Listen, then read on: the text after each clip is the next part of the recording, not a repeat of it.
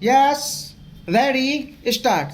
55 years ago, this day, almost at this hour, the Constituent Assembly meet in this hall to herald India's freedom.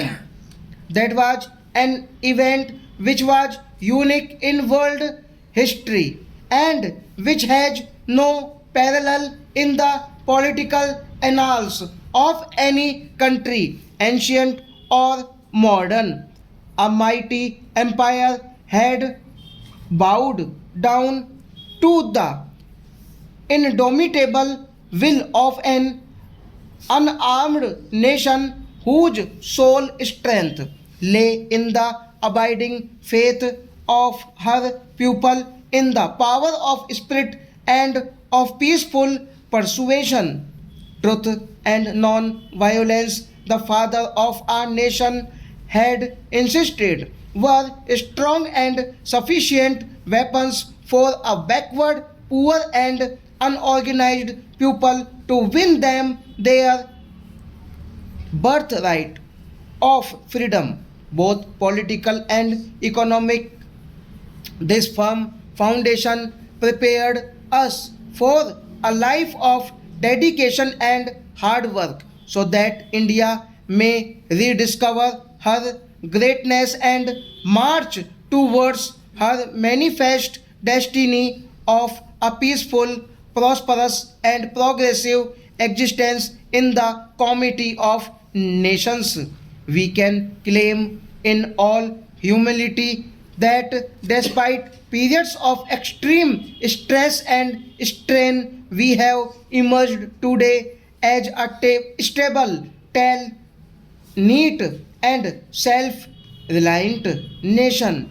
When India got the right and the power to govern herself, we inherited an administration which had no direct relevance to the enormous task of bringing about a rapid transformation of an economically backward and industrially undeveloped country into a modern state. Independent India's constitution laid great emphasis on the promotion of welfare of the people by securing and protecting efficiently a social order in which justice, social, economic, and political shall inform all the institutions of national life. In election to our legislatures, adult franchises was deliberately introduced so that the governments formed would have the widest possible representative character.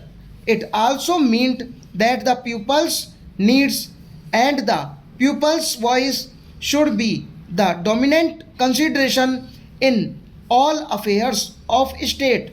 Our parliamentary system provides the necessary means and machinery for a process of orderly change and revolution by great general constant.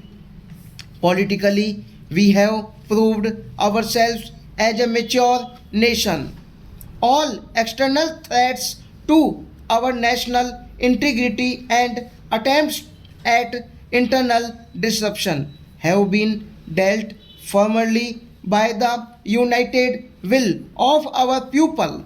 Our strict adherence to the rule of law, the preservation of a judicial system capable of responding to the needs of a changing social order are manifestations of good government. We have emphasized that considerations of the general welfare should prevail over the rights of individuals. Stop.